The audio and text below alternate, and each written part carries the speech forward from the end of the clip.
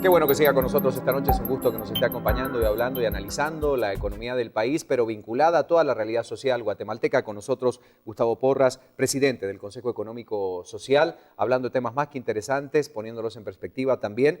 Si hablamos de aciertos o avances, me gustaría decir más durante esta gestión en materia económica. ¿Cuáles serían esos grandes ejes planteados por el presidente? Aunque su columna vertebral indudablemente era el tema de seguridad, pero tiene esto relación directa con los indicadores económicos. ¿Qué podemos decir de estos 2 años de gestión?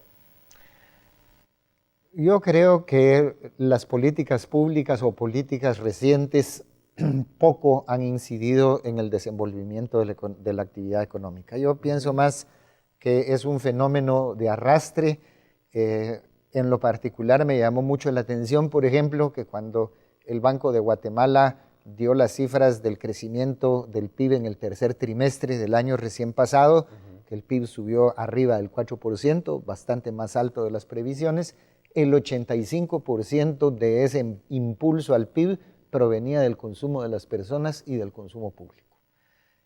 Yo creo que en Guatemala la economía, al mismo tiempo que tiene limitaciones por la ausencia de políticas públicas fundamentales, también el hecho de que a pesar de ello, sobre todo a nivel de la economía popular, haya progreso, muestra mucho la raíz profunda, digamos, de ese fenómeno, que es un fenómeno social en el cual la población cada vez tiene más conocimiento de cómo hacer, en lo cual influye también la emigración. La emigración no es solo enviar remesas, es también que con los parientes que están implantados en la economía más avanzada del mundo, pues la gente acá también aprende y también aprende a armar sus propias cosas. Yo creo que eso es lo más relevante. Pero también hay que destacar que se han mantenido variables fundamentales de la economía, se han mantenido estables, leyes fundamentales se han mantenido estables.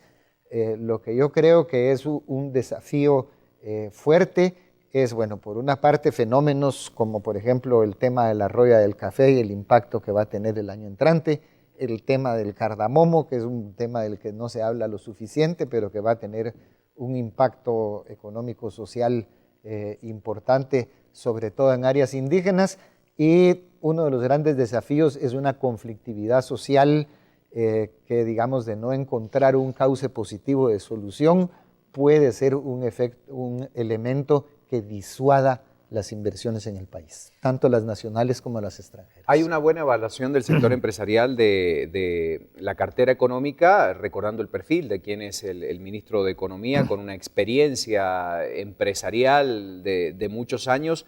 Esto vino a oxigenar un poco la relación y también la actuación de un ministro de Economía en relación a las políticas vinculadas y que respondan un poco también a las necesidades del sector empresarial del país, ¿o no? ¿Cómo evalúa usted la tarea de Sergio de la Torre? Yo creo que él ha puesto mucho empeño en su labor y que no se ha limitado simplemente a que a que se mantengan las variables básicas que Guatemala a lo largo de mucho tiempo ha tenido. Por ejemplo, la estabilidad macroeconómica famosa, aunque, dicho sea de paso, esa estabilidad macroeconómica empieza a estar en riesgo, no debido a la proporción de la deuda externa con el PIB, que ahí nos mantenemos en márgenes aceptables por el Banco Mundial y el Fondo Monetario, sino en el porcentaje de la deuda con relación a los ingresos tributarios. Pero yo lo que más valoraría del desempeño de Sergio de la Torre ha sido su voluntad, su intento de encontrar fórmulas que permitan generar empleo, sobre todo en áreas rurales, que permitan formalizar a los informales, y que permitan sentar bases de competitividad con Centroamérica, porque tenemos un problema serio de migración de empresas que, aunque no sean empresas de gran profundidad, digamos, en la estructura productiva, sí son generadoras de empleo y que se están yendo hacia El Salvador, hacia Honduras, hacia Nicaragua. Entonces hay una preocupación suya de preservar el empleo y de llevarlo a áreas del país donde el salario mínimo es una ficción. La gente no gana ni la tercera parte del salario mínimo. Él anda buscando fórmulas. Hemos tenido una buena relación con él, con el Consejo Económico Social, aunque pensamos, ahí sí lo puedo decir en plural, que una política de empleo debiera, digamos, ser más integral que lo que se le ha puesto mucho énfasis, que son zonas de salario diferenciado. Por ejemplo, nosotros pensamos que el crédito a la micro y pequeña empresa es un elemento muy importante. Como decía don Francisco Pérez de Antón, si hay 1 millón de microempresas y la mitad de ellas generan un puesto de trabajo más, por ejemplo, favoreciendo el microcrédito, eso significa 500,000 de empleos, mucho más de lo que la gran empresa puede producir. Claro. Cuando ubicamos a Guatemala en el contexto, haciendo mención a lo que usted dice, en el contexto centroamericano, ahí tenemos que hablar también de esta fuga, por decir de alguna manera, de emprendimientos o de muchos otros que pueden ver a Centroamérica como un buen lugar para poner su empresa, pero no es Guatemala el primer destino que se busca. ¿Qué incidencia tiene justamente la inseguridad, estos indicadores? Aunque dentro del contexto centroamericano hay otros países que tienen indicadores más negativos en materia de seguridad que Guatemala, pero ¿qué le falta al país y cómo nos ubicamos en el contexto centroamericano si hacemos un comparativo de eso? ¿Qué han hecho otros países para atraer más inversión? Yo creo que en definitiva atraer inversión y por consiguiente el tema de generar empleo depende, y es obvio decirlo, de un conjunto de factores, no solamente, por ejemplo, del atractivo que pueda representar y cuyos efectos sociales son dudosos, digamos, un salario inferior, por ejemplo, al de los países que compiten más directamente con Guatemala. También se necesita adecuar la infraestructura. Por ejemplo, Guatemala es uno de los países del mundo donde los contenedores circulan más lentamente. No solo porque aún tenemos las carreteras en mal estado, aunque hay que reconocer, y en la encuesta se refleja que se nota el trabajo del Ministerio de Comunicaciones en el mejoramiento de la red vial del país, pero por ejemplo los túmulos hacen que un contenedor entre Coatepeque y la frontera con México circule más o menos a 6 kilómetros por hora, lo cual es un costo negativo a la competitividad tremendo. La seguridad es un factor muy importante y yo creo que ahí Nicaragua tiene un punto favorable tremendamente fuerte. Y otro elemento que yo creo que es clave es que los inversionistas tengan certeza.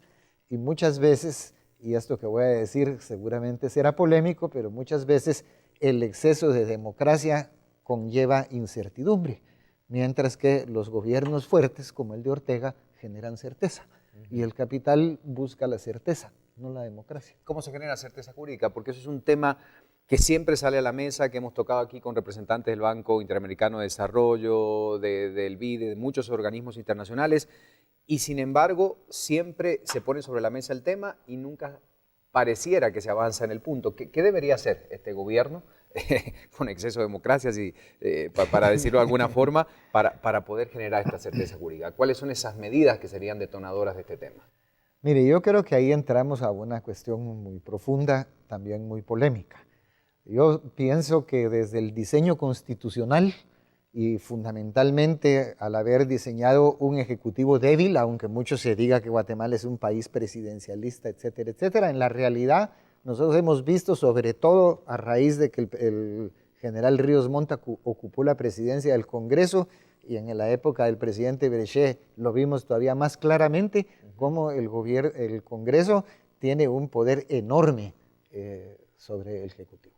Ahora, no en todas partes es la cosa de que se le aprueba ahí el presupuesto, las transferencias incluso tiene que ver el Congreso, en fin, entonces ya de por sí hay un elemento donde nadie puede, en una división de poderes donde no está bien claro, digamos, como un eje articulador, nadie puede asegurar la estabilidad, porque incluso, y eso hay que señalarlo, una de las prácticas más negativas para nuestro país es convertir al Congreso en un instrumento para impedirle al Ejecutivo gobernar. ¿Qué tanto ha sido un obstáculo justamente? Interpelaciones, por poner un solo ejemplo encabezando la lista, justamente como en esta mención que usted dice de interacción entre poderes, me lo responde luego de la pausa, relación Congreso-Ejecutivo, en un ratito. Ya volvemos.